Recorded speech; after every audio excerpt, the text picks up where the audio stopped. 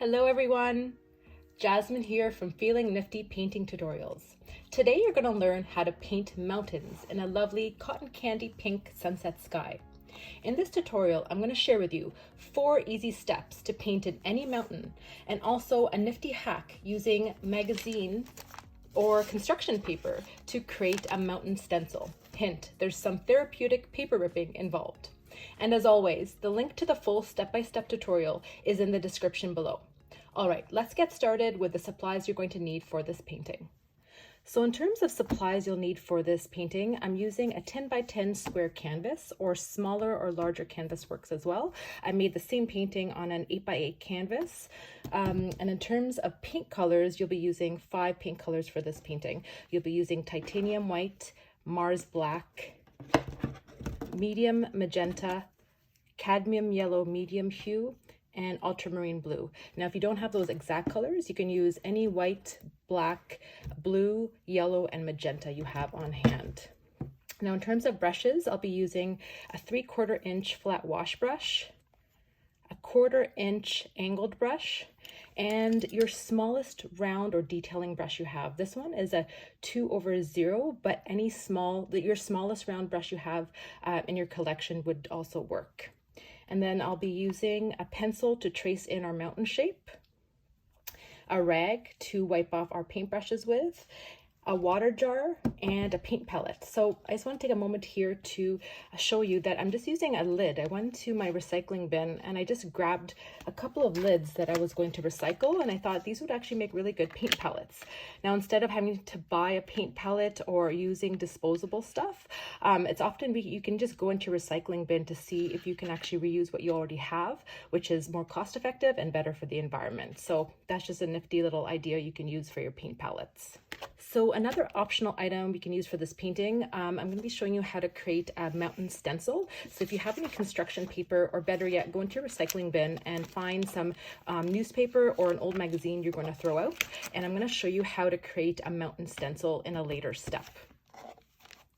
The first step of this painting is we're going to paint in our sunset background. I'm going to show you here. The gradient for our sunset is going to go from a yellow into a pink and into a blue. So we're going to start at the bottom and create our yellow portion of our sunset. So I'm just going to grab some cadmium yellow medium hue, and I'm going to put some on my paint palette. We don't need too much, just a dollop of it. And I'm going to grab also some titanium white, and I'm going to mix them both because we don't want too much of a saturated yellow for our sunset. We want a nice pale yellow. So we're going to take equal amounts of white and yellow, and we're just going to mix them together. So you can use a palette knife, or you can simply use your brush to mix that color. So once you have that really nice, beautiful pale yellow, you're going to take your flat brush, and we're going to use these horizontal back and forth strokes to apply that yellow on the bottom portion of our canvas. And we're going to use this yellow all the way up to about halfway point, and then we're going to switch over to the next color, which is your pink. So you're just going to take that yellow, and you can use these back and forth strokes. Now, if you find your paint is going on a little bit scratchy and it's really thick, don't be afraid to moisten your brush in some water first, or grab a little bit more water. Sometimes when you're using really thick, these heavy-bodied acrylics, it's harder to apply on our canvas with that thick consistency. So the key sometimes is just to thin it down a bit with some water to get it to flow across your canvas and make it much easier to apply that paint on your canvas. So you're going to do that all the way up to that midpoint of your canvas. And now we're going to mix our pink color. So we're just going to clean off our brush first in that water. So the way I like to wash off between the colors is pretending like the bottom of your jar has paint on it, and you're going to take those bristles and try to clean that paint off the bottom of your jar, and that should get the paint off all your bristles of your brush and get it nice and clean and ready for the next color. So I'm just going to lay it down here, and we're going to mix our pink color for our sunset next. So we're just going to take some magenta on our palette, just the same amount as we used, or a little bit less actually, because there'll be a little bit less of that magenta in our background. And then we're going to take some white, and we're going to do equal amounts of magenta and white because we want a nice pale pink. And then we're going to take our brush and we're going to mix them together. So we want it to be almost like a bubblegum pink. So that's the color we're going for. So if you need to add a little bit more white, you can go ahead until it's a really nice pale pink, bubblegum pink. Or if it's too light and it's more of a pastel pink, then you want to add a little bit more of that magenta back. So once you've achieved that magenta, you're going to take your same flat brush and you're going to apply it right above that yellow in those same back and forth strokes. And we're going to apply it till about, there's a quarter of the canvas left at the top. So 3/4 of the way up, we're going to apply that nice, beautiful magenta. Those back and forth strokes. Now I'm going to show you in a second how to blend the yellow and the magenta together.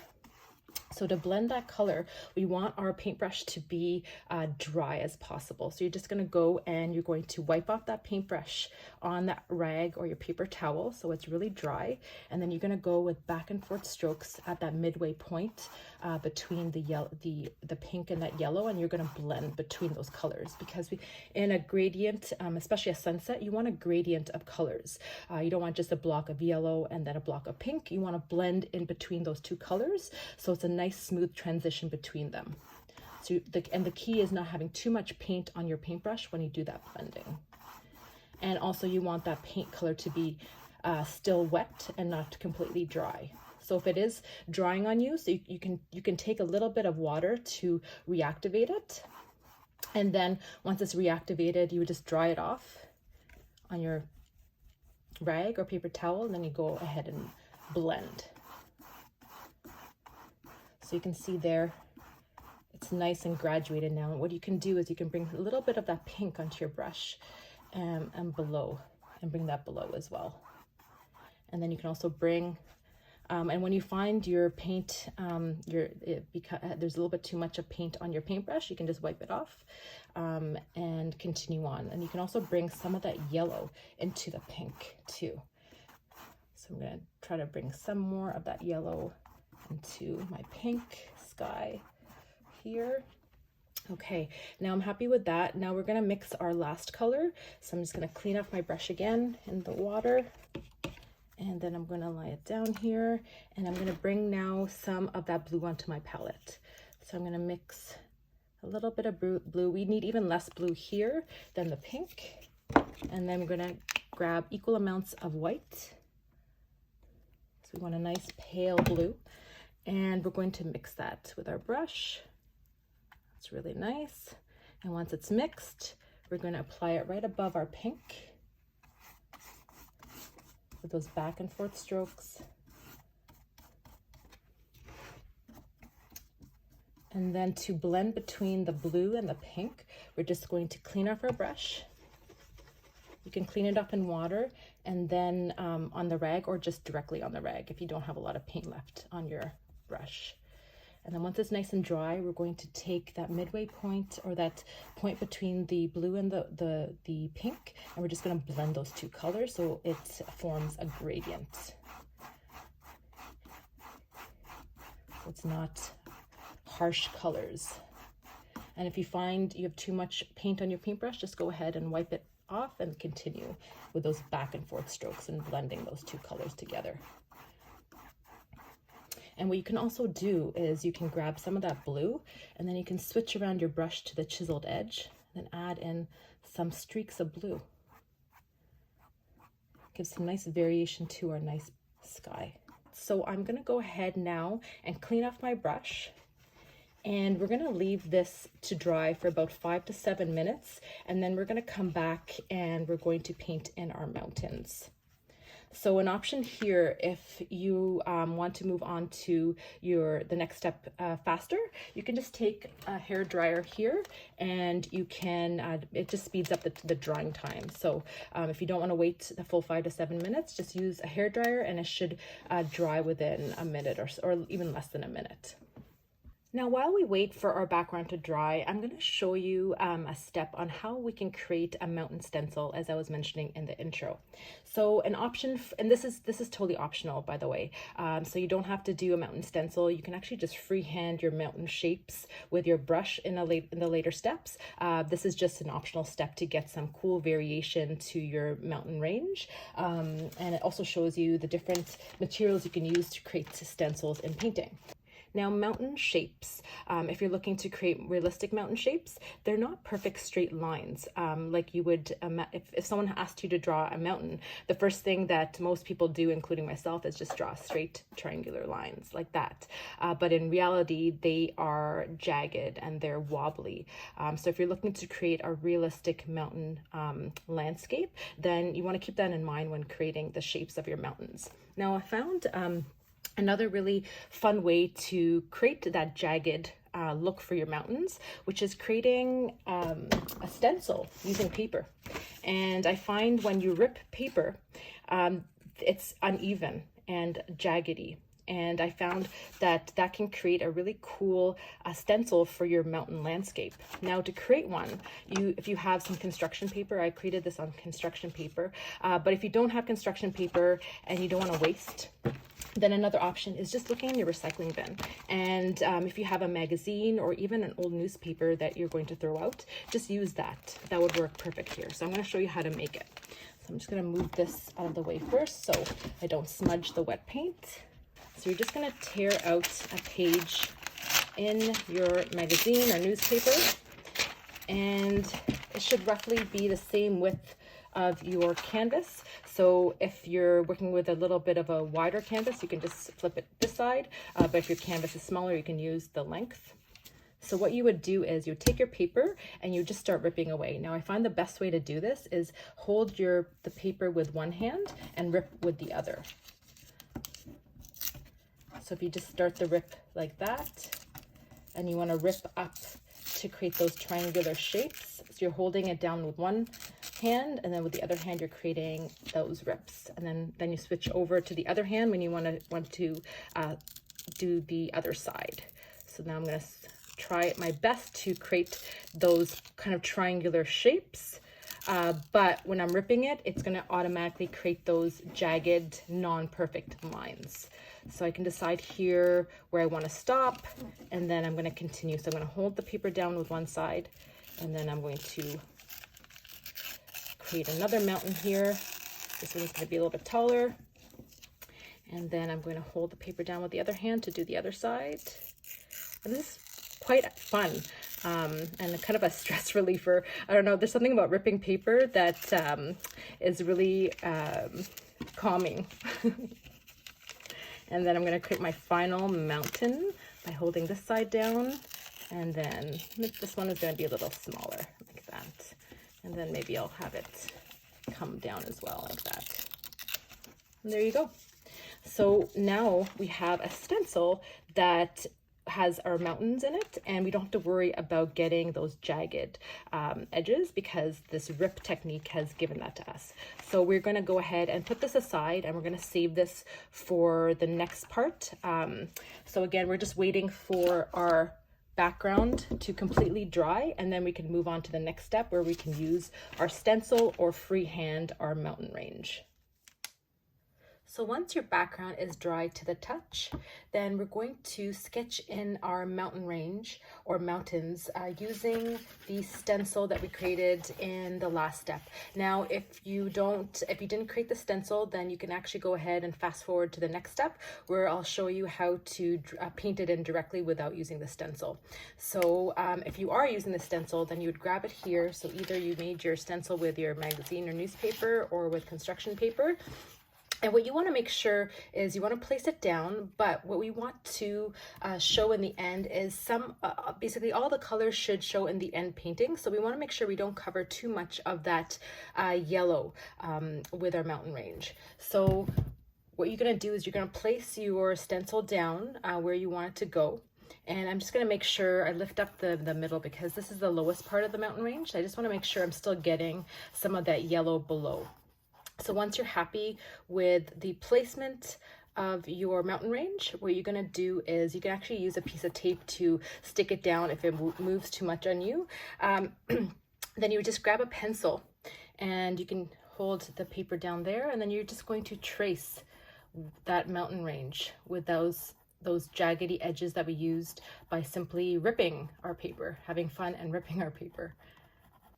So once you're done tracing in your outline, you're just going to lift up your stencil and you have your mountain range all ready to paint, so you know where your mountains are going to go. All right, the next step once the canvas is dried is we're going to paint in our mountain range with black paint. So I'm just going to add some Mars Black onto my palette. And if you're using tube paint that's thicker like mine, that holds its form, you want to thin it down a bit with water. So I'm just going to grab some water with my brush and thin it down. Because I find when you're working with really thin paint, you often can get really nice, precise lines. And it's going to help for the mountain range to do the coverage with the black. It's going to help it also dry faster once it's a little bit thinner. And you won't use as much paint when you're working with a really thin paint. So once it's nice and thin, I like it to be the consistency like a gravy or a thick soup.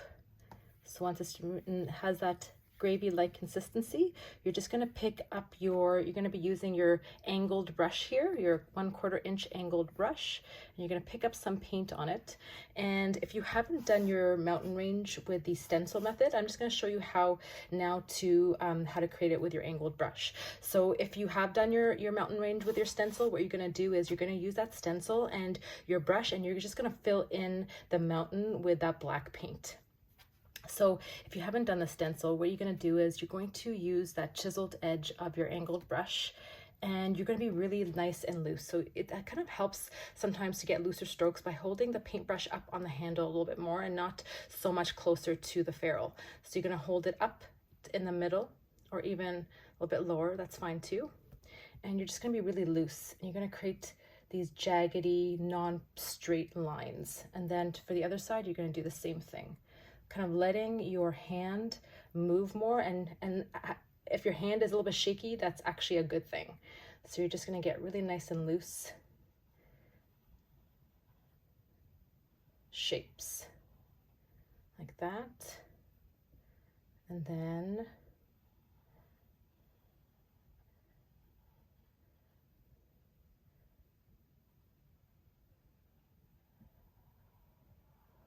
that. You can pick up some paint if you are running out, and this thin paint consistency really helps get really nice lines in your painting. So once you're done tracing in your mountain shapes with your brush, now what you're going to do is you're just going to fill it in. So now when you know where your mountains are, it's just easier to fill in with your angled brush. So you can either use your angled brush here, or if you want it to go a little bit faster, you can actually switch over to your flat brush because it covers more. Either brush would work. So sometimes I like to come in here with a smaller brush because a smaller brush gives you a little bit better control. So I like to go closer to those lines with the smaller brush to fill it in with that black paint.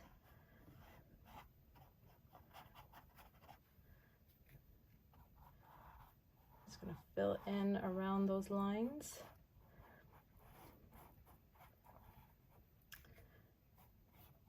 Like that.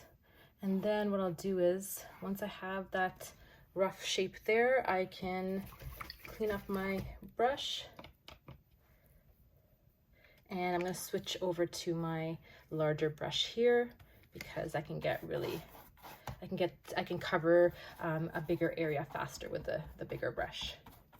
So it's up to you. You can continue using the smaller angled brush to fill in the mountains with the black, or you can swap over to your bigger brush if you want it to go a little bit faster. And if you find your paint is not thin enough, just add more water and just mix it in with your paint. So it should be nice and thin. And it helps to get a good coverage too when it's easier to apply the paint.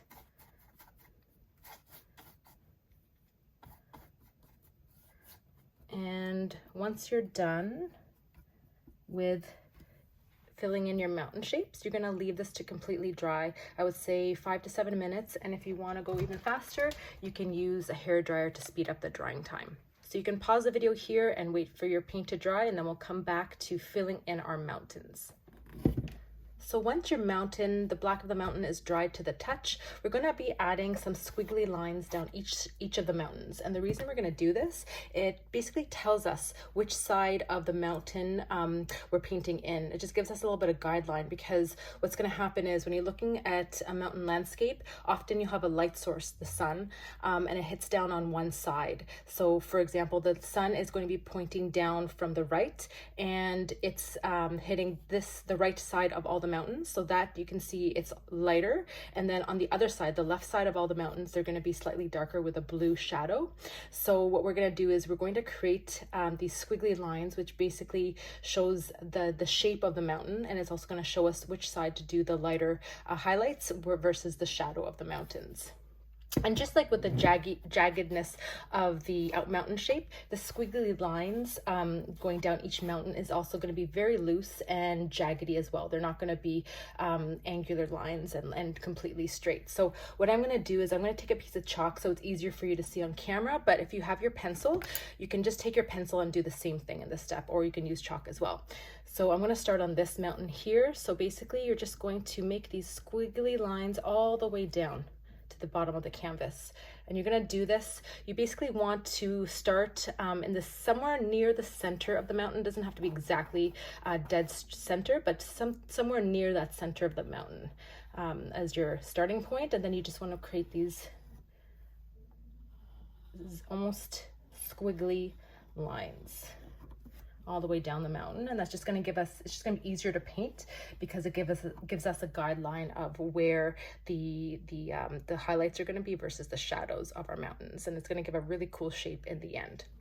So now once you're done making these squiggly shapes, we're going to put the chalk down, and we're going to be focusing on basically the highlighted part of our mountains first. So we're going to be creating a light gray color first, which is going to be the first layer of the mountain, and then after that we're going to be adding some pure white highlights on top, which is going to replicate that snowy mountain look. And then after we're done that, we're going to be doing some shadowed on the other side of the mountain, some shadowed streaks, which is also snow covered, but because it's a shadow, it's going to have like a blue tinge to it. So the first part is we're going to be creating our gray color. So to create our gray color, we're going to need a little bit of titanium white and Mars black on our palette. So if you don't have any right now, you want to go ahead and add that to your palette. And once you have that on your palette, you're going to grab your 1/4 inch your angled brush, and we're going to mix some light gray paint. So what you're going to do is you're going to grab a dollop on your brush of that white, and just the tip of your brush, you're going to grab a little bit of black. So black is a very intense color, and a little bit goes a long way. So you need very little black in a white mixture to lighten it up, to darken it to a gray color. So we're going to mix that white and that black together until it becomes not a dark charcoal gray, but a lighter charcoal gray or a lighter gray. So I'm going to show you in the camera here. So something like that. So you want it to be more on the side of light than on the side of dark. So once you've created your gray paint, what we're going to do actually is we're going to clean off our brush, because we want, for this technique to work, we want very little paint on our brush, and we want it to be as dry as possible. So once it's cleaned off, we're going to dry it off as best as you can on your rag or your paper towel. And you want it to be as dry as possible.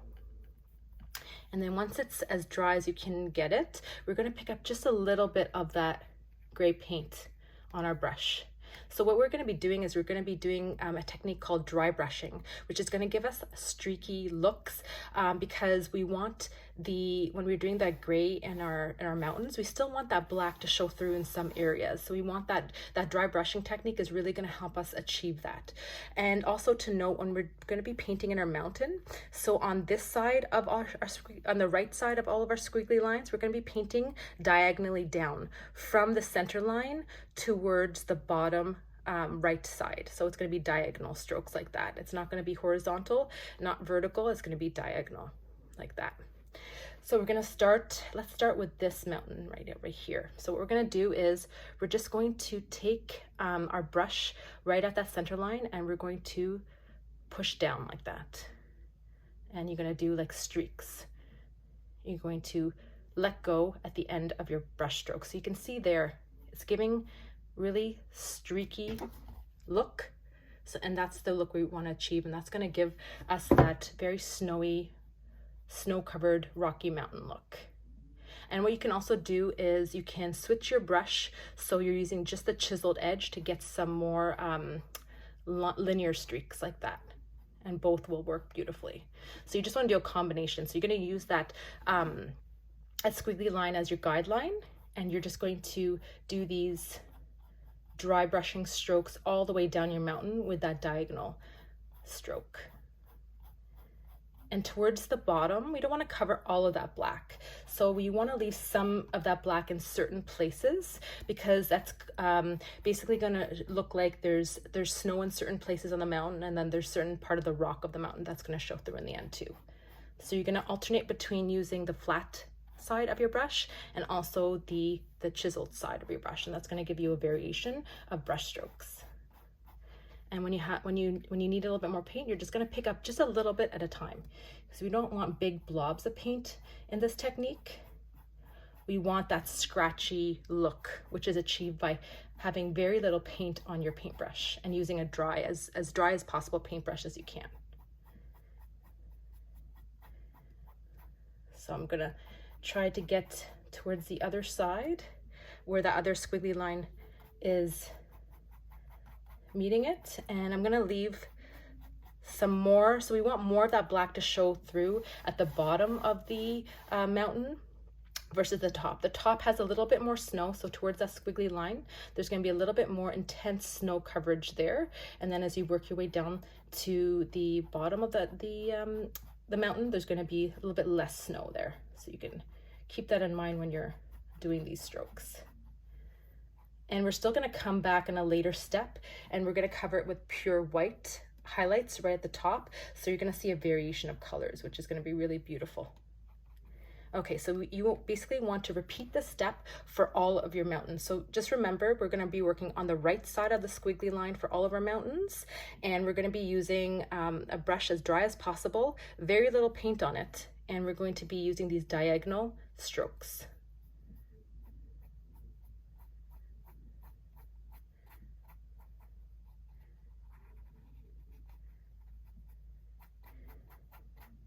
And you want to have areas where you have some of that black to still show through.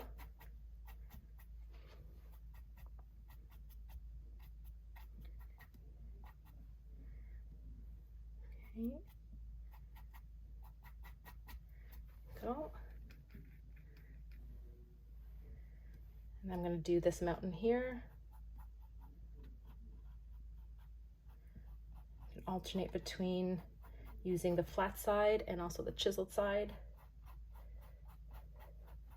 to get some of that variation in your stroke.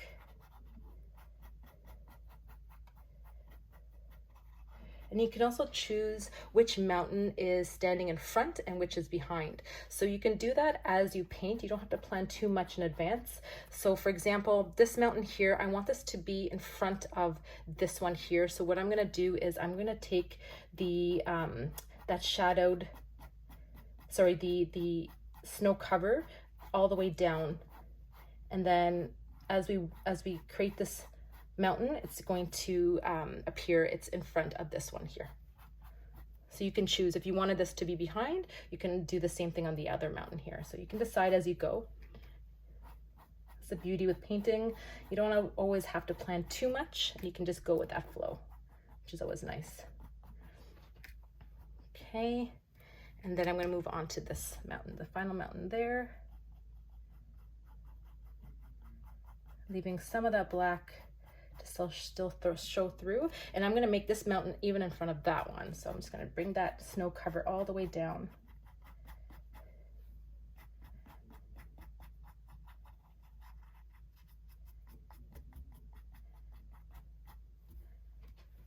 That. Okay.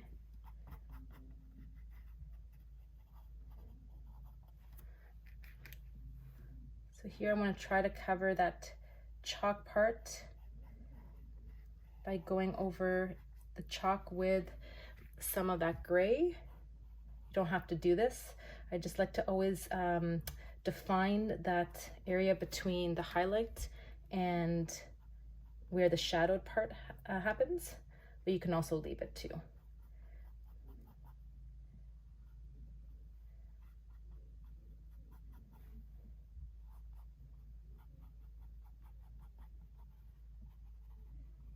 Go.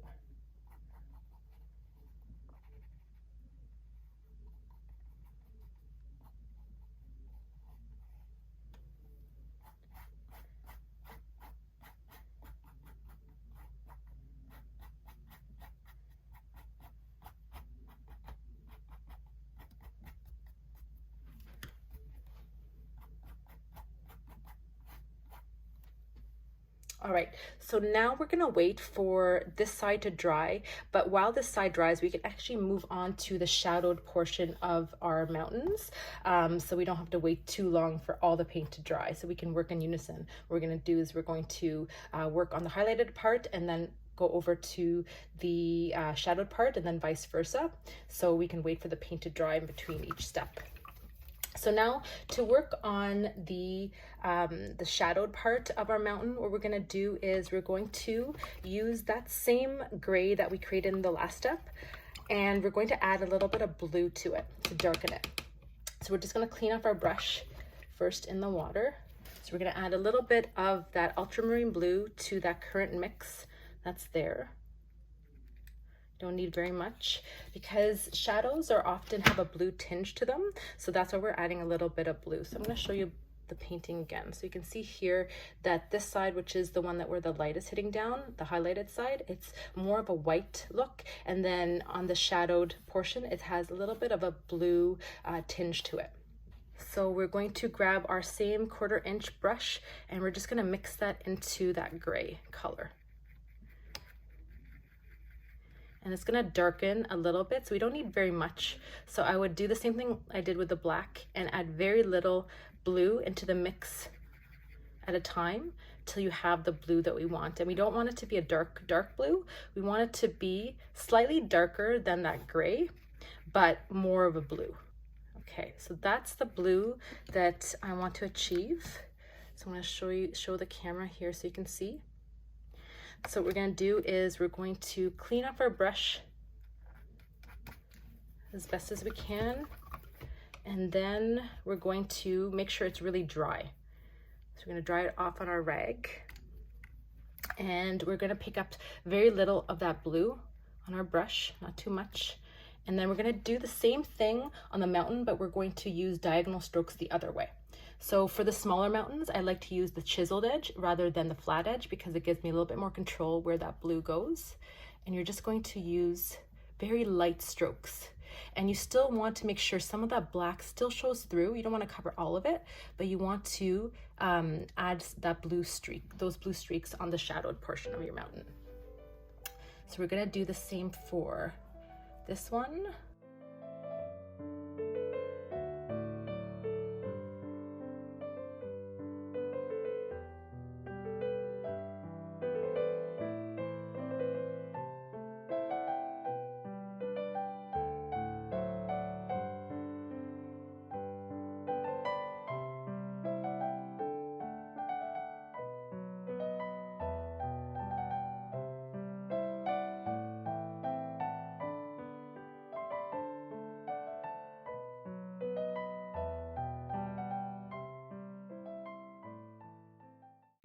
So now we want this blue to dry to the touch, But while we wait for this blue to dry, we can actually move back to the highlighted portion of the mountain if it's dry. So if it's still a little bit wet, you want to give it, you can pause the video here and give it a couple more minutes to dry.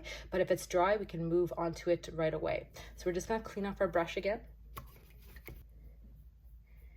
And now what we're going to do is, if you have a little bit of white still left on your palette, you can use that. If not, you can add a little bit of white onto your palette right now. So what we're going to do is we're going to dry off our brush. It's clean and dry. And we're going to grab a little bit of white, not too much. So we're going to use that same dry brushing method. And we're just going to grab a little bit of that white on our brush. And we're going to add it just to the tops of those mountains. Like that. And so it's going to give that illusion of that really nice bright snow at the top of our mountains. You're going to do that here. You can bring some of it into the bottom too, in the middle, wherever you want to take that bright snow.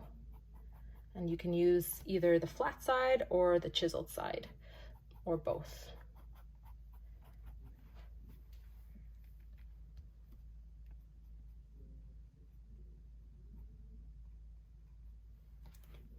Okay.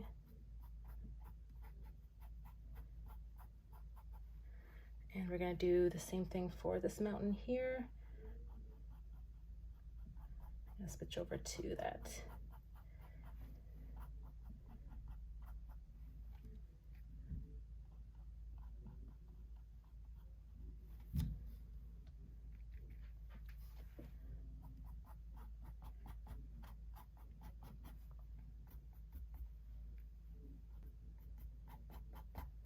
So there's going to be streaks of that darker gray with that white over top, and that's going to give us that illusion of dimension in our painting.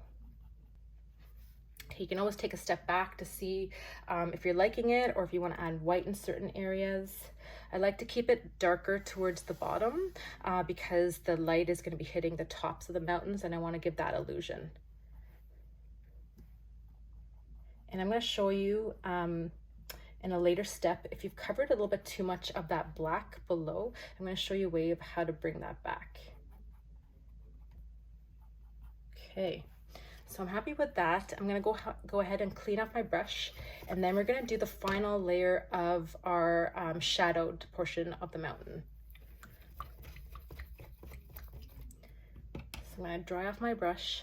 And now what we're going to do is we're going to grab, so we're going to be using that same blue we used for our shadow, but we're going to make that even lighter now. So we're going to grab some white and we're going to add it into the mix of that blue we used in the last step of our shadow. So it's significantly lighter than that original blue. We want a contrast between the two blues, so we want them to be different than each other. So you can see here that it's really close to that gray on the other side, but it's still blue. So we want to maintain that blue because on the shadowed portion of mountains and in other things too, there's usually blue in shadows, a little bit of blue. Okay, so I'm happy with that blue that we've created. And I'm just going to clean off my brush as best as I can. I'm going to dry it off. And I'm going to pick up just a little bit of that blue because I want to do that dry brushing method. And I'm going to add it, try adding it with, I'm going to use a chiseled edge to give me a little bit more control. And I'm going to add it to certain places on the mountain. We don't want to cover all of that blue below and all of that black. We want all three layers to still show through at the end. So I'm going to add it sparingly. We want that effect where you see all the different blues and then all the different grays on both sides of the mountain. That's going to add a richness to our painting. You're going to do that on all of your mountains. Making sure that we keep all those blues and even that black below showing through. But even if you don't, not to worry, I'm going to show you how to bring those back after this step is done. We can always fix things, so do not worry. Now, before we move on to the next step, I was going to show you a way to bring back some of those dark layers if you've covered a little bit too much of it. So what we're going to do is we're going to grab our brush, and for example here I've added a little bit too much of that gray, and I find I'm covering a little bit too much of that black underneath. So all I'm going to do is I'm going to clean off my brush and get it as dry as possible, and then just pick up some black right on it. And you're just going to go over certain areas very lightly. You don't want too much. Just like that. You can add little streaks with the side of your brush or using the flat side. So you can bring back some of those black rocky areas of your mountain by just going over the white parts or the gray parts. So it's going to mimic some of that stone of that mountain still showing through. And also, if you want to add different variations of that gray, you can do that right now too. So you can take some black, take a little bit of white, and make a really dark gray. And you can add some of that. So that can also add some richness into your layers. Instead of it being black completely, you can add some charcoal gray streaks in there. So this is endless. You can go endless here with the layers. I'd like to add a little bit more of that dark stone of the mountain towards the middle to the bottom, because I like to have a snowy, bright covered tops of the mountain. So I would like there to be contrast. So when you look at the mountain, you can see that there's the highlight hitting down on that snow right at the top.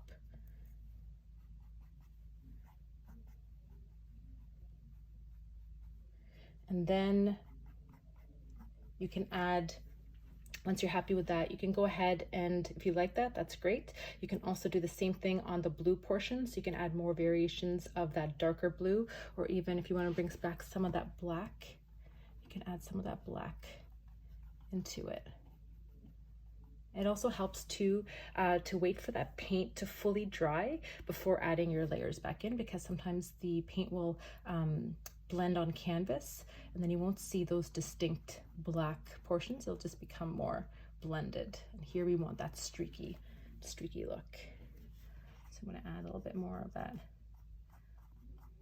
There we go.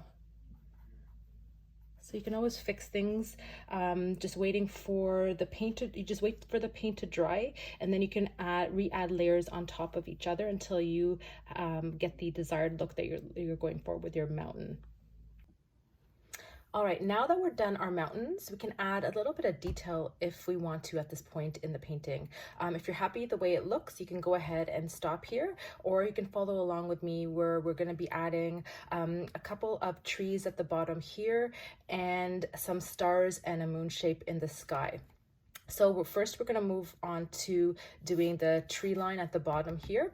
So we're going to need some Mars Black on our palette to begin with. So you can just take a little bit of Mars Black on your palette. And we're going to be watering it down. So I'm just going to pick up my 1/4 inch angled brush, and I'm going to bring some water into my black paint to thin it down to that soupy, thick soup consistency. And actually a little bit thinner wouldn't be a bad thing, because we're going to be doing some fine lines with the trees later on. So a little bit less thicker and more thinner is a good thing for this step.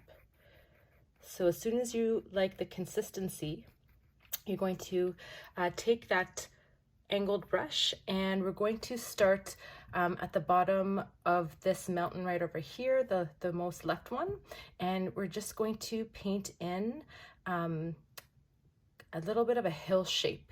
So to our eye, this hill is going to be a silhouette, but it's going to be closer to our eye. So you're just going to paint a line up like that. So it's kind of going up at an angle, and then we're just going to fill it in with that black paint.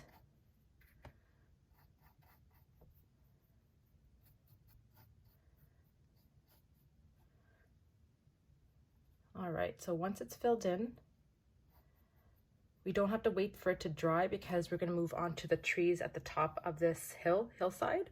So we're going to switch over to our small round brush or detailing brush. So I'm just going to clean the other brush off so the paint doesn't get a chance to dry on the brush. I've lost many paintbrushes that way. Especially the smaller brushes, they tend to dry faster. The paint tends to dry faster on them. Okay, so we're gonna pick up the smallest round brush you have. Here I'm using a 2/0, but any small detailing brush will work just fine. And you're just gonna pick up some of that thin black paint by using a twisting motion in the paint so that the tip stays really nice and sharp. And what we're gonna do is we're going to paint in 3 trees here. So I'm gonna paint in the center one right now. So we're gonna go roughly in the center of this mountain right over here. We're going to paint a line straight down. Just like that. And then we're going to paint in the tree shape. So we're going to start at the top, and they're kind of like little arrow shapes, and where they're smaller at the top and they get wider towards the base of the tree. So they're kind of pointing downwards a bit, and they're just lines. And what we can do is, once we do the shape all the way down, we can come back and add a little bit to fill it in. That's the easier way I found that painting in these trees, is to just paint in the rough shape of it, where it's thinner at the top, and then towards the base it gets wider and wider, and then go over it again with some extra paint strokes to fill in the tree. So they're just simple lines that are kind of going on that diagonal, just like our mountains. They're going on that diagonal downwards, opposite on each side, and just getting wider at the base.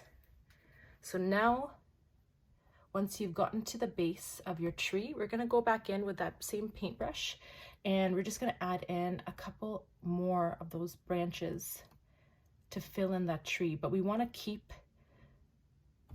some of that, the shape on the outside. We don't wanna cover it completely. So you just wanna add them here and there, really thin lines. We still wanna see those branches in between.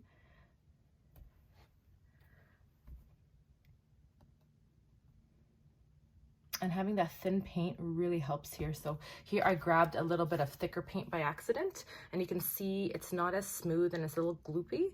So that's the benefit of having the thin down paint, is you get really nice fine lines. So I'm just going to clean off my brush, and I'm going to pick up some more of that thinner paint instead of the thicker one. Okay, so when you have that really thin paint, it's easier to get these really fine lines. Those are really tricky to get to begin with, and the best trick or the piece of advice I can give you to get those really fine lines is thin down your paint with water, and it'll be much easier to have control over where those lines go. You can make it a little bit thicker at the bottom of the base if you'd like. You can kind of play around with the tree shape here. So once you're happy with that tree that you've painted, we're going to paint another one on its right and a smaller one on its left. So let's do the one on its right. So we're just going to do the same thing. We're going to paint a line straight down, and then we're going to start at the top and paint those diagonal lines down that center line, leaving some room in between. And they're also going to be getting longer towards the base of your tree, and there's a little bit less, they're tapered or smaller at the top, just like that. And then you can go over it again and fill in between those first strokes we did, just to fill out our tree a bit.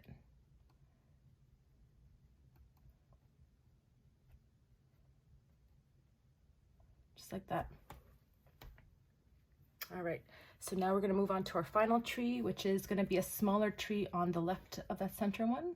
So we're just going to paint in a simple line going down, and then we're going to fill it in with those diagonal downward strokes, kind of like arrows pointing up. It's easier to paint when you can break down the shapes into simple shapes.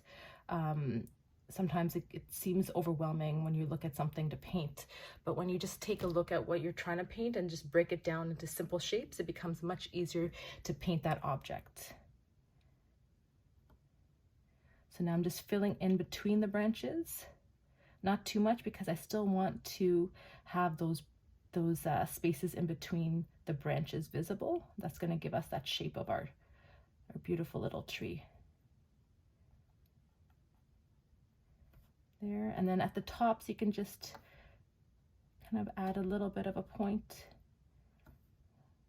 a little bit of a detail there. And once you're happy with that tree, we are done the tree line. So you can actually, I added 3 here, but if you prefer, you can actually add them all the way down this hill here, or you can leave it as is. So now, the final step of this painting is painting in a simple crescent-shaped moon, followed by some stars that are going to be scattered throughout the sunset sky at the top.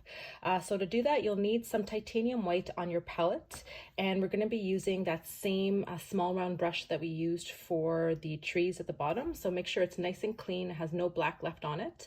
And what we're going to do is we're going to thin down this white paint even more than we did with the black, because we want this crescent moon to be almost like transparent. And the more you water down acrylic paint, it becomes more in consistency, and more transparent in consistency. So you can see the layers of the paint below, and that's the look we're going for this crescent moon. So you're gonna thin that paint down, and then you're gonna grab some on that brush, and then we're going to paint in.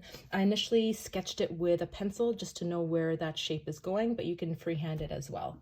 So I'm just going to paint it in with that really small detailing brush. Really helps get that fine detail of that crescent moon. And that really thin paint is going to allow the layer of the sky below the moon to show through a bit. It's not going to be as bright white because it's have that little bit of transparent consistency to this white paint, which is the look that I was going for this crescent moon. There you go. So that's the moon.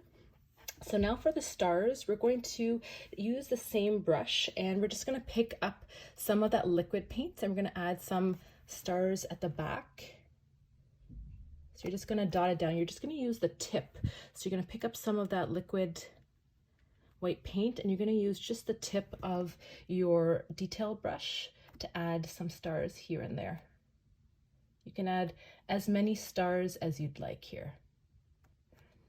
Another option I was thinking about for this painting was, since there's a big sky portion of the painting, you can also do a quote in the sky. So if there's a really nice quote that that inspires you, you can actually either use a pen, a paint pen, or a paintbrush to freehand your quote on your canvas in the sky portion over here or here. I thought that was also a really nice idea. I love seeing how everyone has their own twist to paintings. I think that's the beautiful part of having that creative freedom and just going with your own ideas, because everyone's painting turns out so differently, and I think that's such a beautiful thing. And then at the very end, I'm going to add 3 or 4 bigger sparkly stars. I love adding a little bit of sparkle to paintings. Why not, right? Gotta have fun and do what brings you joy.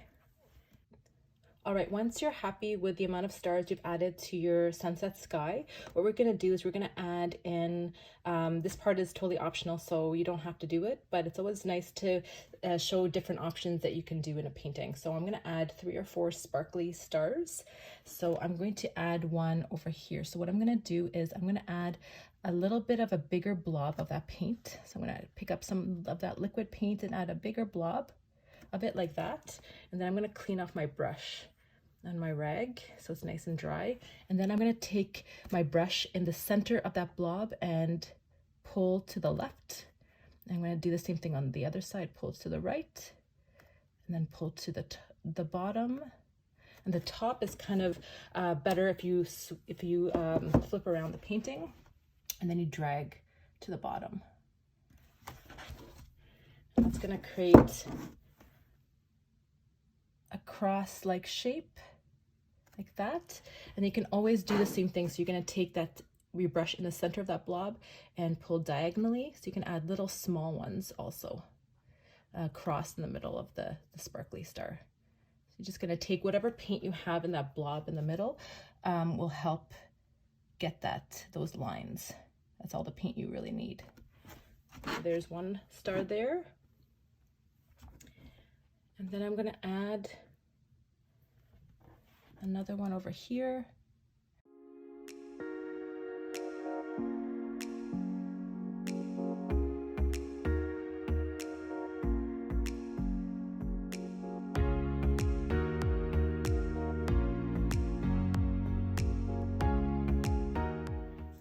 And this mountain painting is complete. Thank you so much for watching this tutorial, and I hoped you enjoyed and learned just how non-intimidating and doable painting a mountain can be. Have a great rest of your day, and as always, stay nifty, kind, and creative, my friends. Bye.